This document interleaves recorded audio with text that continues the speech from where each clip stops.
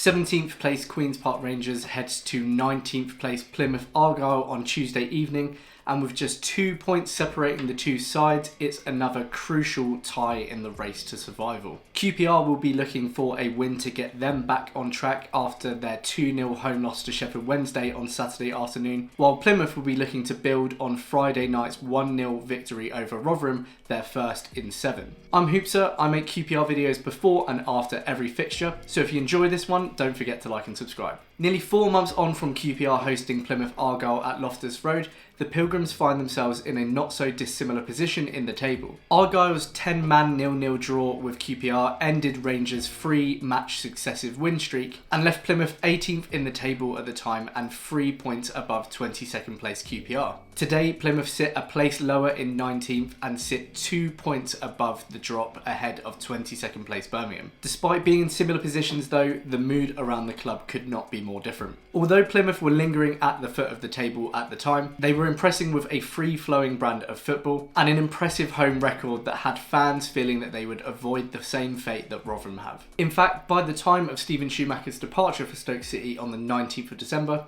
he had won 7, drawn 5 and lost 10, and had the club sat in 16th place, 6 points clear of the drop. But Schumacher jumping ship for a bigger pay packet has unfortunately been the disaster their fans were fearing. They drew 3 and lost 1 of their 4 matches without a manager, and Schumacher's successor Ian Foster, who joined after years in the England youth setup and 6 months at Al Ettifaq with Steven Gerrard, did little to improve matters. He conjured just 3 wins, 3 draws and 8 losses between the 5th of January and the 1st of April before the Plymouth board decided to pull the trigger. That included a run of just 1 win from 11 matches and has thrust them straight back into the relegation battle. Perhaps most disappointingly, their attacking brand of football they had favoured in recent years completely evaporated under Foster. They had scored 37 goals in 22 matches under Schumacher, 2 less than QPR currently have for the entire season, for an average of 1.68 per match. While under Foster, they managed only 15 goals in 14 matches for an average of just over a goal a match.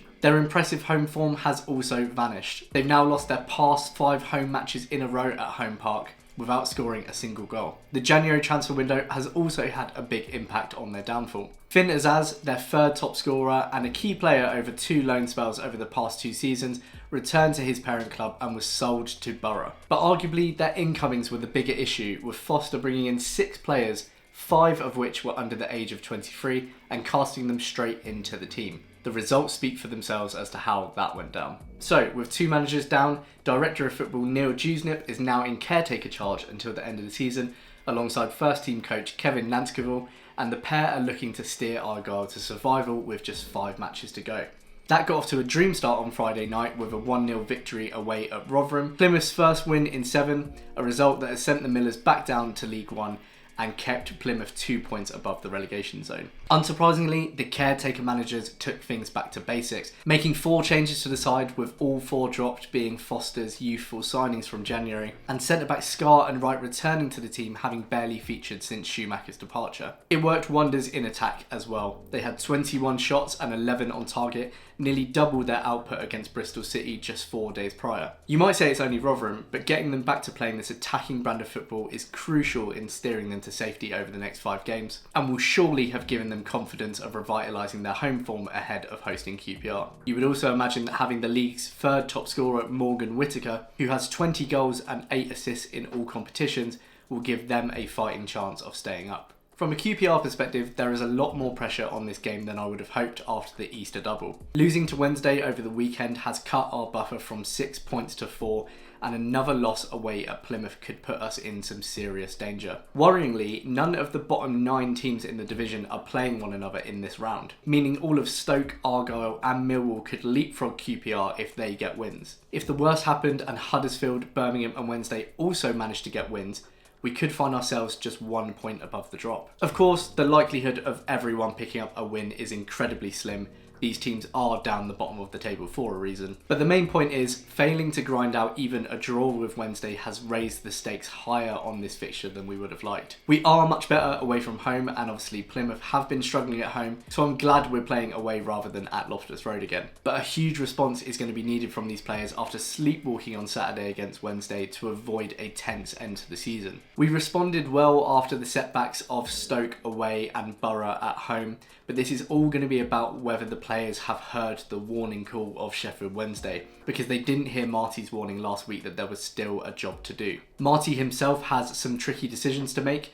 one being who plays up top. Sinclair obviously had a pretty poor performance against Sheffield Wednesday, and it's now 6 matches without a forward scoring a goal, and something has to give up top. I also wonder if we'll see Fox come back in for Powell at left back. Wednesday's first goal did come down Powell's side again, just like Birmingham's goal did. So I think he might be tempted to tighten up at the back again. This is a tricky one to call, and I think it's all going to be in the response from QPR. At the very minimum, this is a must not lose match. Personally, my biggest worry is that Plymouth absolutely tore through QPR in the first 25 minutes before Scar was sent off back in December. They've clearly struggled in the past 4 months, but QPR have been terribly open down the middle in their last few matches, and I think Plymouth are in a real position to expose that. There's also the fact that QPR haven't won away at Plymouth since the 18th of January 2003. So for the first time in a long time, I'm going to predict against QPR, unfortunately. I'm really struggling to see where the goals are going to come for QPR in this one, and I think Argyle will be feeling very up for this after getting back to winning ways, and it would be so us to revitalise their home form.